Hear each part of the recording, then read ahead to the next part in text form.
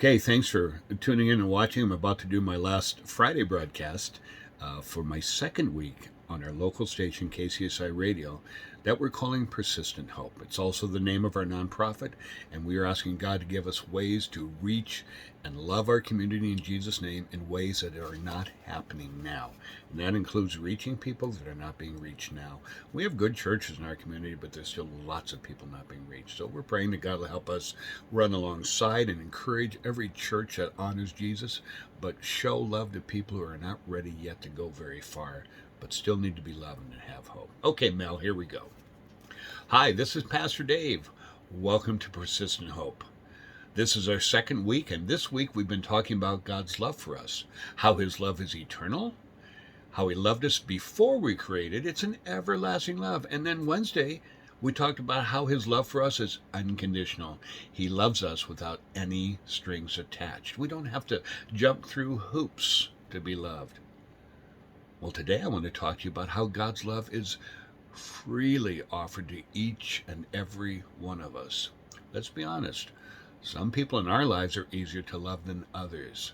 Some people maybe we don't want to admit, but we'd have trouble saying we love them. But you see, God has offered His love to all of us freely. And I want to take you to that familiar Bible verse that I shared with you last time to remind you how this shows us. And by the way, I want to tell you why I'm always going to take you to the Bible. I want to tell you a little story. The other day I got in my car and a warning light came on and it said oil change due. And I realized that, the mileage, was time to have my oil change. And of course, the little peely thing they put on my windshield that says, hey, here's when you do that, had gone off who knows how long ago. So I was a little past my prime. It was time to get to oil change. And so I went and had it done. Well, I found out when I picked it up, they'd forgotten to reset the warning. So next time I started the car, it said oil change due. So I went on YouTube and I went on my manual to find out, okay, what do I have to do to let my car know my oil is not due to be changed? It has been changed.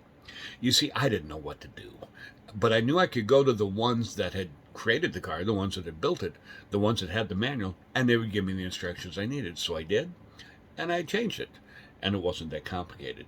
But here's my point. I went to the ones who had made it to give me insight on how to make it run better.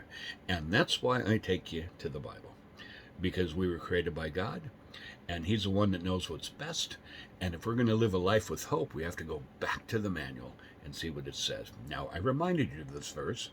I'll remind you of this verse again. John 3:16.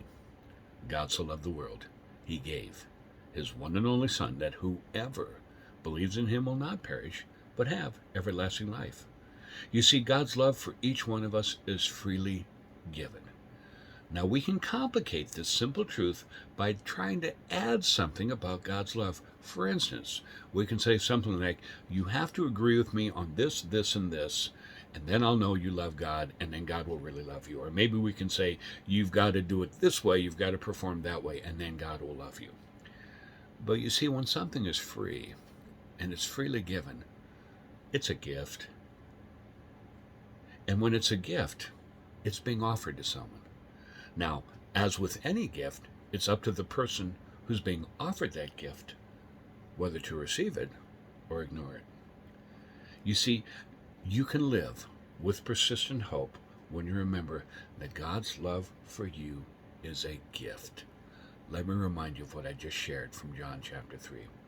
God so loved the world, He gave His one and only Son, that whoever believes in Him will not perish, but have everlasting life.